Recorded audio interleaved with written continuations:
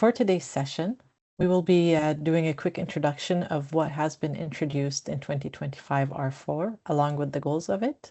And after that, we'll go through each of the new introduced features.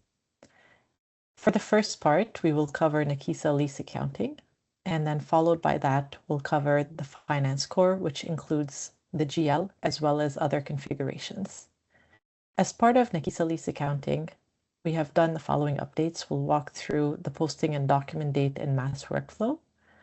Followed by that, we'll walk through the enhanced activation group events, as well as increased control exports and postings.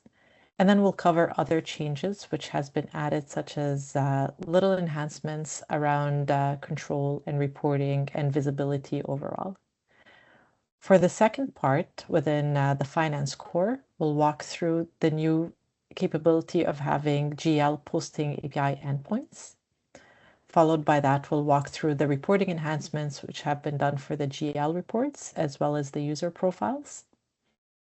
And then on the configuration side of things, we'll talk about the new capability of having the document type per accounting standard and the data synchronization report. And then we'll wrap it up by closing the enablement session. So just a quick introduction for 2025 R4. This particular release is the final release of 2025. And it's generally lighter than other updates or releases that we've seen throughout the year. The primary focus for this release was really around usability and overall a better user experience. Just some highlights of things that we focused on. We've added new API endpoints for the Nakisa postings, which allow for end-to-end integration. This is for going through a route other than our Nakisa Cloud connector, just simply through API endpoints. We've added options to include posting and document dates in the mass workflow of the activation group.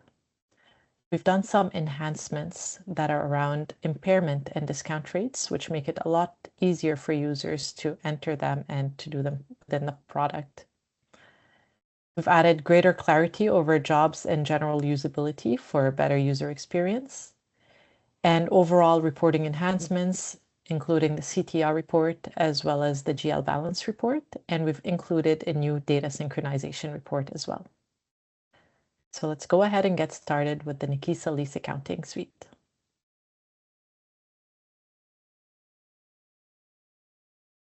Good morning, and thank you so much, Zaina. Good morning, good afternoon, good evening, whatever time of day it is that you are watching this recording. Thank you so much for doing so. Let's jump right in and talk about the first part of 2025 R4 for Nakisa Lease Accounting. It's been a wonderful release. One of the things that we have done is to enhance our mass workflow capability.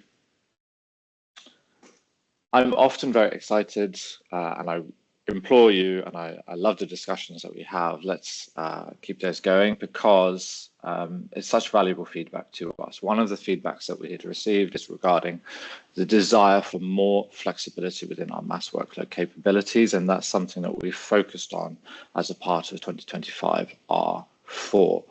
We have done so through the addition of posting and document date inputs within the capability.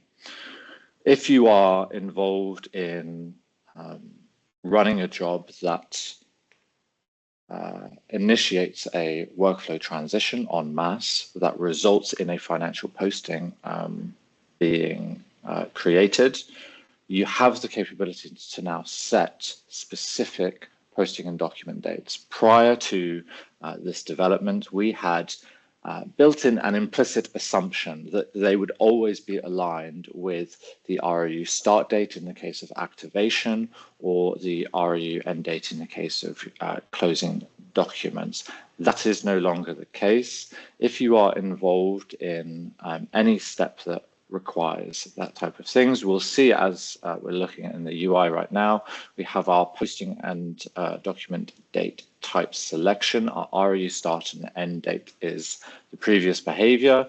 We now have our user defined inputs.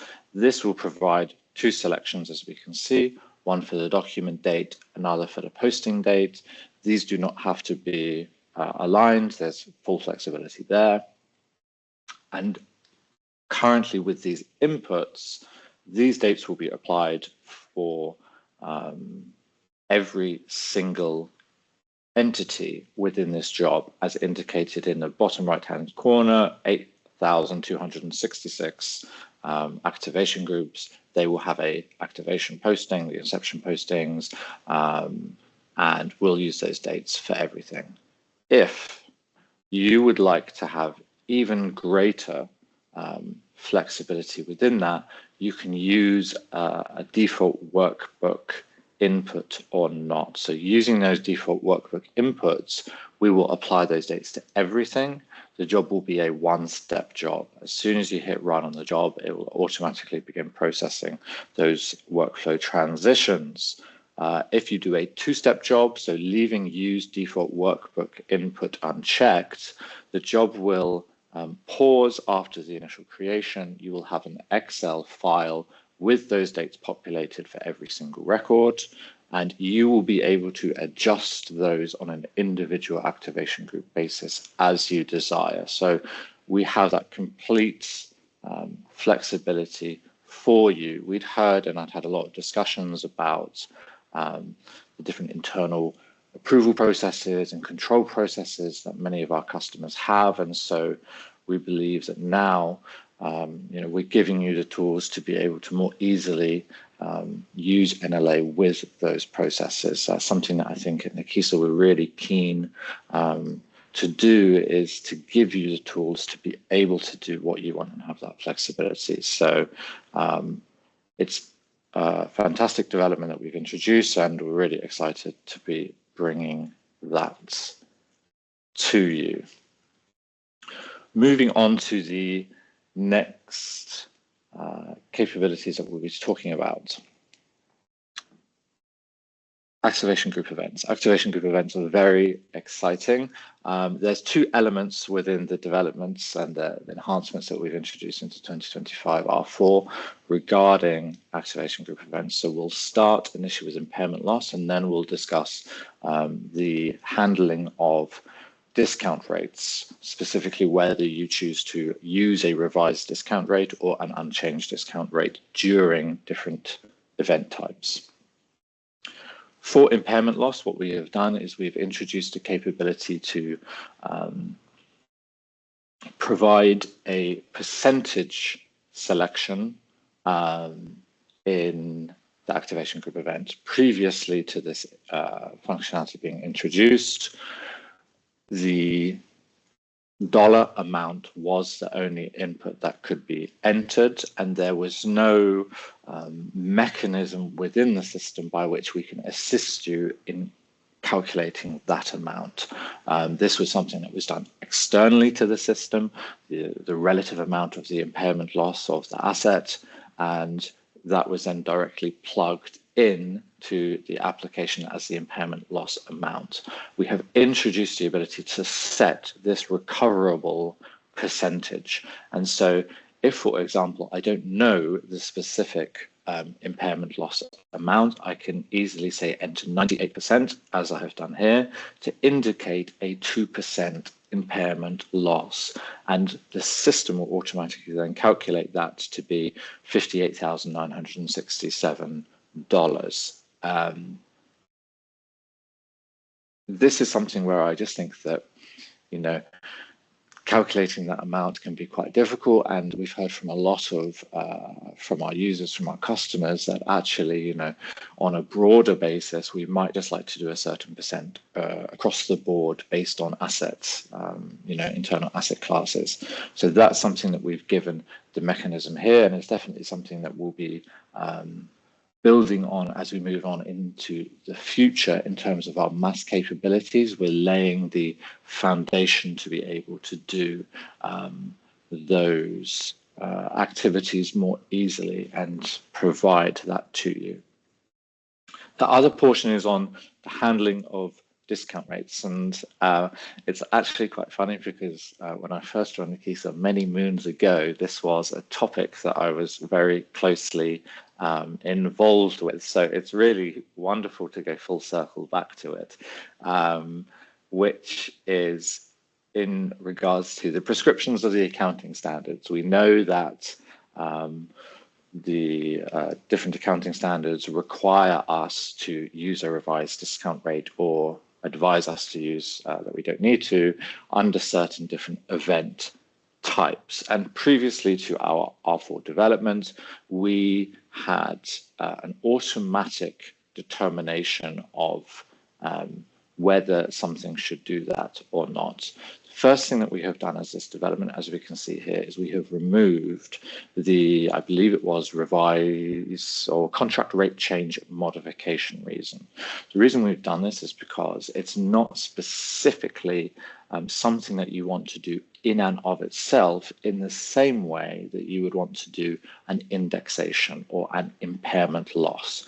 A contract rate change is something that happens in the context of those things, particularly in terms of a decrease in assets. So the modification reason in and of itself has been removed. However, we still have the capability to have the selection here. So instead of the previous checkbox that it was, we have a drop down by default with no configuration, as we'll come on to in a second. It's blank, there is no population. Your options are to use a revised or use an unchanged discount rate. The reason that we changed this is because I do not know better than any of our customers and our users. And so I don't want to tell you what you should or should not do. When something is pre-populated, and it's a required field, it kind of takes away the emphasis from an individual end user to implicitly make that decision themselves. And that was something with a number of our customers that I had conversations with where that was something that they wanted. They appreciate the guidelines, but actually they wanted to be an informed, intentional decision by the user. And so this is something that this change allowed us to do. We have adapted to capability slightly. We know that in NLA at the moment, when we do a decrease in asset event, it is a two-step or two-event process. You first do the decrease in asset, and then you record a separate event to do the revised discount rate change. How do we do that if you do not have a modification reason now? Well, we have adapted the logic. So in such scenario, as we can see here, we allow there to be no official modification reason, because in this context, the revised discount rate is acting as that modification reason. So we still have the ability to do that process. And what's more, similar to what we've done with impairment loss, we can now explicitly, without any risk of updating financial information, do an activation group event that uses an unchanged discount rate for the expressed intention of making a non-financial change, right? We don't need to be worried that, oh, will the automatic use IBR update, will that impact something if I'm just changing a description? So it's much clearer, there's much less ambiguity, and we're trying to provide greater certainty to our users. Whilst we're making those improvements, we need to be cognizant and aware of the past. There are certain expectations regarding how the system will behave, and for those users who want to have an intentional decision that's made every single time, that's great. But what about those who were just happy to go with the previous behavior? That's something that we need to and have considered through default field values.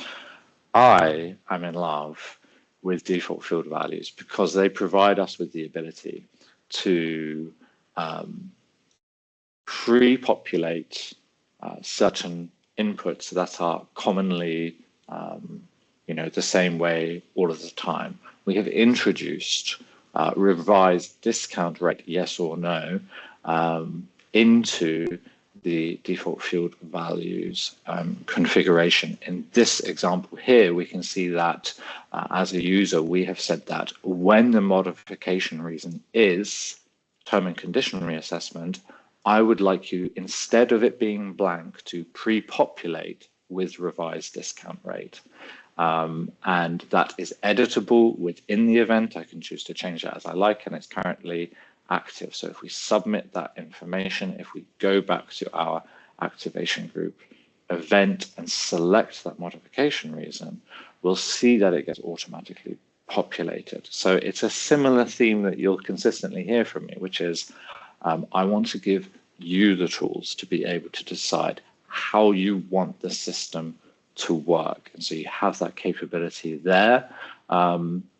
Not only is it just something that you can configure once for term and condition reassessment to use a revised one, but you obviously have the ability to configure a secondary default field value for the other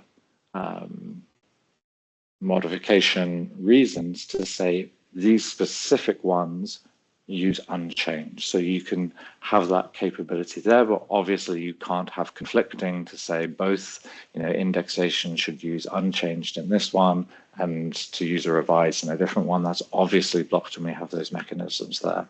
So I think this is just a small tightening of those screws and improvements to be able to say, we want you to have it your way, and have the control and flexibility to decide how you want the features and system to perform.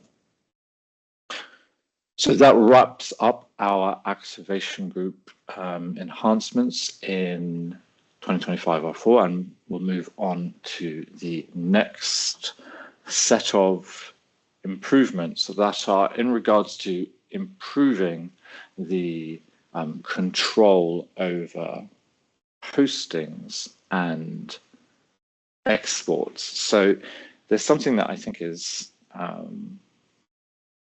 really critical and important for us to consider, which is how you are using the software. If something is clunky, if something is suboptimal, it's these types of the things that over time frustrate us and reduce essentially the value that we are bringing to you. And so where that is the case, we should always be aware and trying to improve. That is what we have done specifically with a focus on export and postings.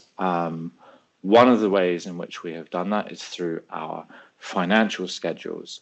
We were aware that our leases can often go into the decades and even beyond, which is fantastic.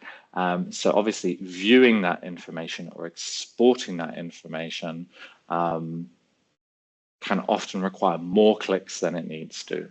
Our all years checkbox is something that we can introduce to just simply get everything out of the system straight away, rather than having to click from the from year and select a specific year, and then having to go to the 2 year, and perhaps it's paginated because it's a 50-year lease and you have to click through the pages.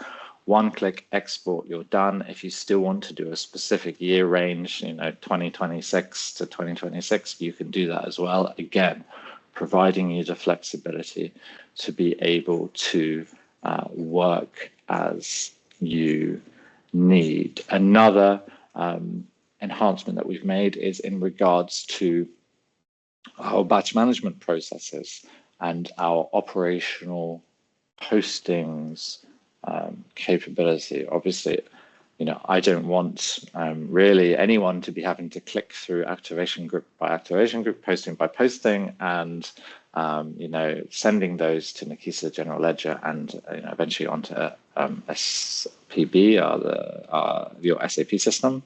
I want you to be able to be using our mass capabilities, and a part of that includes the ability to reverse. For all of those familiar, in ERP, we have reversal reasons and the ability in Nakisa through our financial organization structure to set our default reversal reason. That is based on our ERP system. Prior to this enhancement, we had always just assumed that we will use the default, and that was incorrect because it doesn't align with the manual behavior. In the manual behavior, you had the ability to use the default or others that had been configured.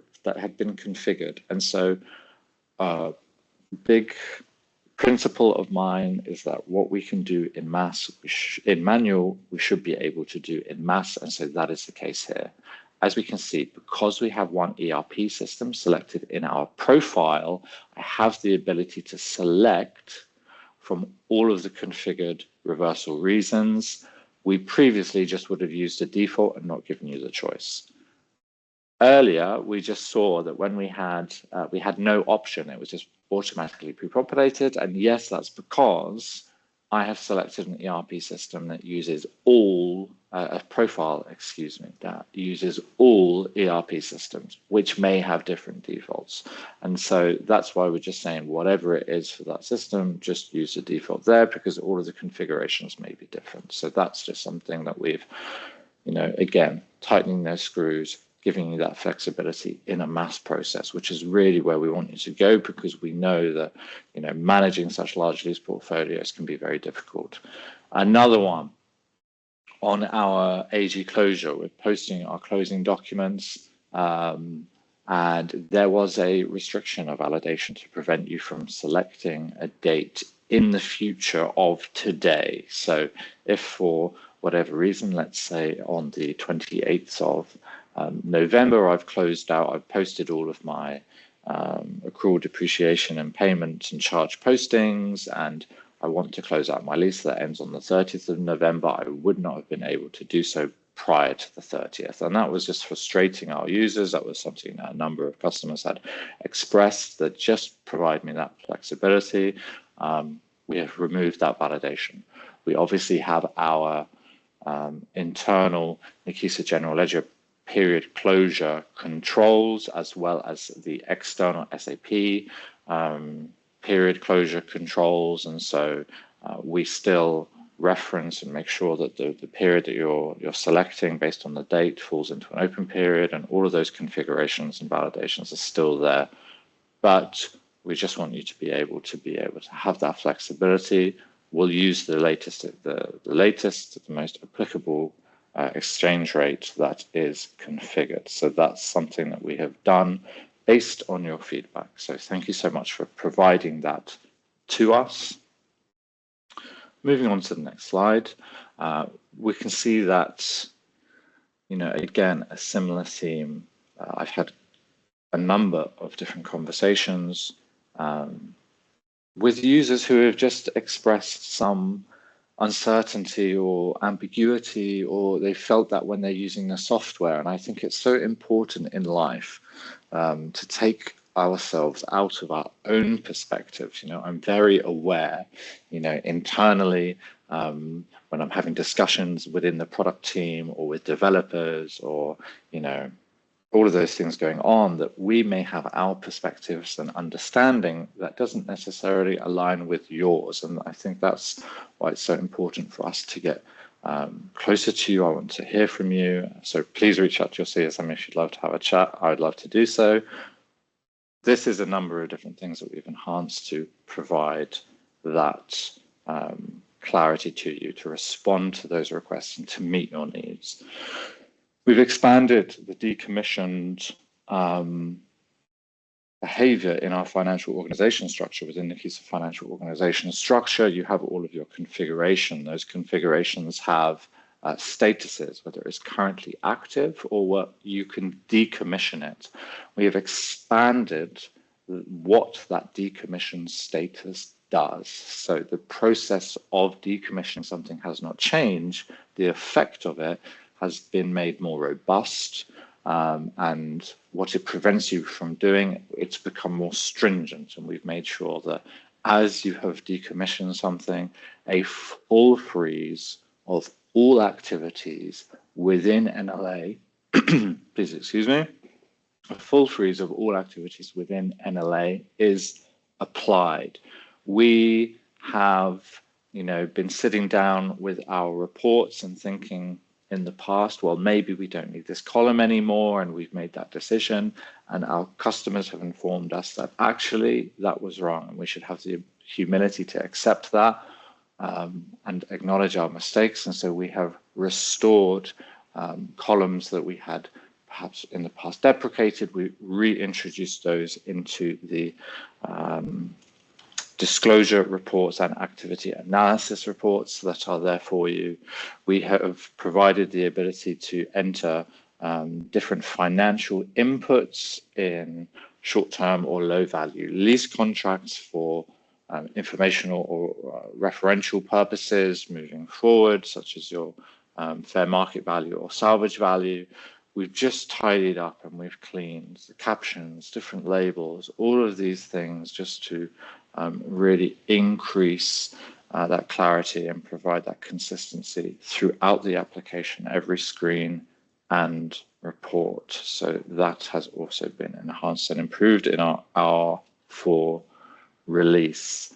One of my passions is to sweat the small stuff. I think we need to make sure that every T is crossed and every I is dotted, because to me, how well we do the easy things are an indication of how well we'll do the difficult ones. And so that is what we've done in a whole number of different places throughout the application in our R4 release.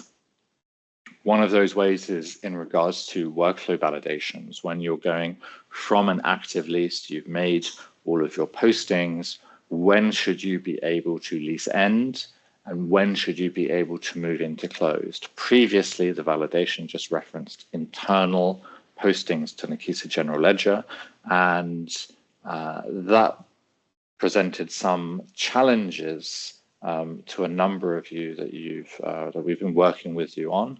And so enhancing this to now look at external as well, that both internal and external postings must be successful before you move into a lease end status and then on to closed, is providing just that increased robustness to make sure that we're mitigating and preventing certain errors from potentially arising. Another way is in regards to our partner information at our contract object in the system.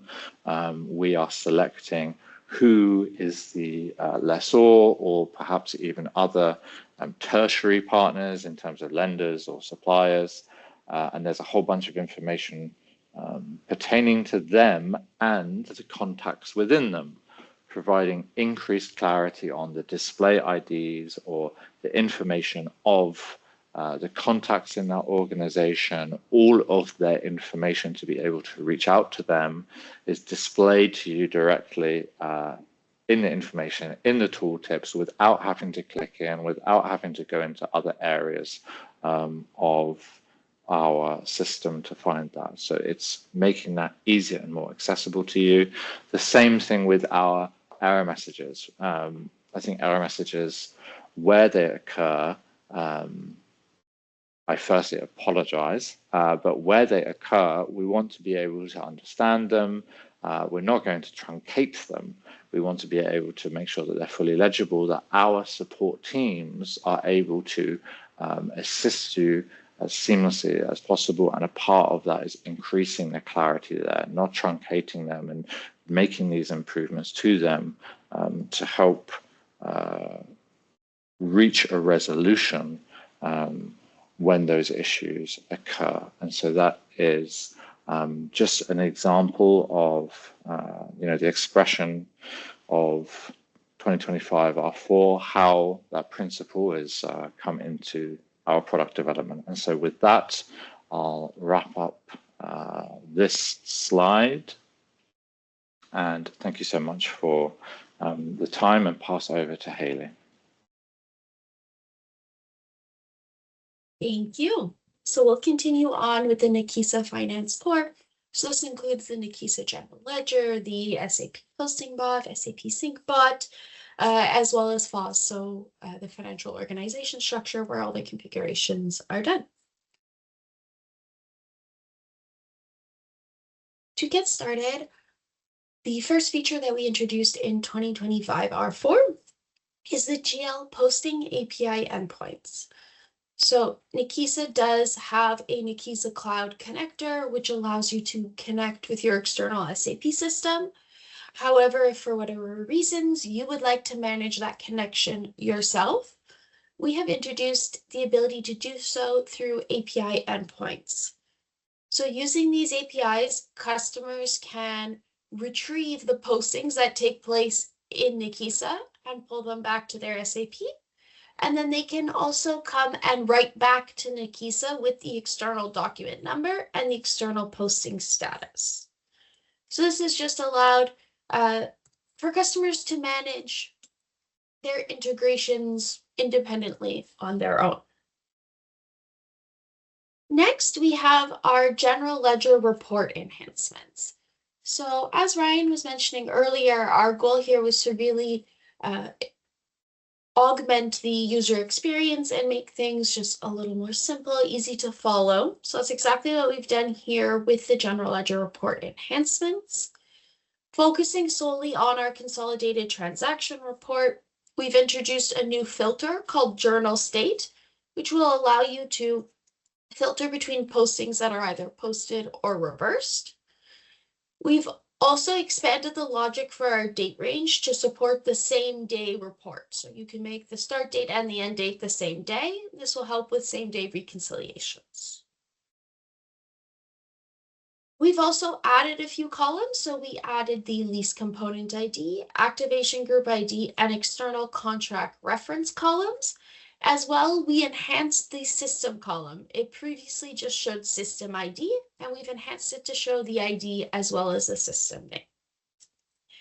For the consolidated transaction report, we've also introduced the ability to generate the report using the profiles like we have already seen, or by using your object list. So you can directly filter for that contract, that MLA, maybe that list of contracts as well. And through this enhancement, we've also introduced the ability to copy paste multiple IDs. So if you have a big list of 10 contracts you'd like to filter by, you can go ahead and copy paste those into there. In terms of the GL balance report, we've introduced a new warning message. When parallel currencies are disabled, the report does not generate correctly. And this is something set either at the system level or the company level. We've introduced a warning message to let the user know when they select a profile that could have a company or a system with parallel currency disabled. Our next enhancement is for user profiles. So we had gotten the feedback from customers that it was frustrating that the users had to sign in for the first time before then the system admin, let's say, could start setting up those user profiles. They could assign them a profile. So it created a lot of back and forth between the system admin and the specific users. Therefore, in 2025 R4, we've introduced the ability to give users user profiles before they ever log into the application. So if we take a look at how that's done. Oops. So in the past, when creating a new user profile, your only option here was to assign a user profile, which means selecting from a list of users who have already logged into your application and assigning them a profile that you've already set up. What we've introduced in 2025 R4 is the ability to create a new user profile. So I could go ahead and enter the email address of someone who has never logged into the build before, and I can also assign them a profile right off the bat. Perfect, and that covers the new user profile enhancement. We've also introduced a document type per accounting standard. So this enhancement allows you to configure different document types based off two factors now, our accounting standard and our lease classification. this is giving our customers more flexibility options to really make sure that the application is meeting your specific use cases or the specific way that you analyze your data. We then have had some improvements or some enhancements done to the master data sync setting report. So if we go back a little bit, in 2025 R3, oops, sorry, there we go. If we go back to 2025 R3, this was where we introduced the new feature of being able to copy exchange rates. So let me set the scene a little bit. Let's say you have 5 systems in Nakisa and only one of those is connected to SAP. What this feature allows you to do is sync your exchange rates with that one connected company, and you can go ahead and copy them to all of your disconnected company codes. However, we've already had this master data sync setting report that's always informed you what has been synced between SAP and Nakisa. But what was missing from there was what information was synced from SAP to Nakisa and then copied over to the other systems. So what we've done here is added that portion to the report. So you can now also see any copied master data elements. Just gives the user full visibility on exactly what's happening with the configurations. We then have a couple of different usability enhancements. Within the general ledger, we've done 2 UI UX or usability enhancements to just keep things consistent with the other products and for you to kind of expect where things would be. So the first, we added a product center link to the main menu, the same that you see across other Nakisa applications has been added to the general ledger, as well as our landing page has been renamed to transaction listing. This just gives you a better understanding of what that page serves. And I believe last but not least, we've also done some of those usability enhancements in FOS, our finance organizational structure, our SAP posting bot, and our SAP sync bot. Here, what we've done is we've resorted all of our dropdowns to make sure that they are sorted alphabetically. All fields in search, you can now search the display ID and the name of that field. So for example, if it's a cost center, you don't have to know the ID or just the name. You'll be able to search for both of them together. We've also made some improvements to our date field filters and have ensured consistent data alignment across all tables. Oops. And that wraps up our 2025 R4 enablement. If you have any questions, feedback, or want to discuss, please reach out to your customer success manager or visit the Nakisa website. Thank you.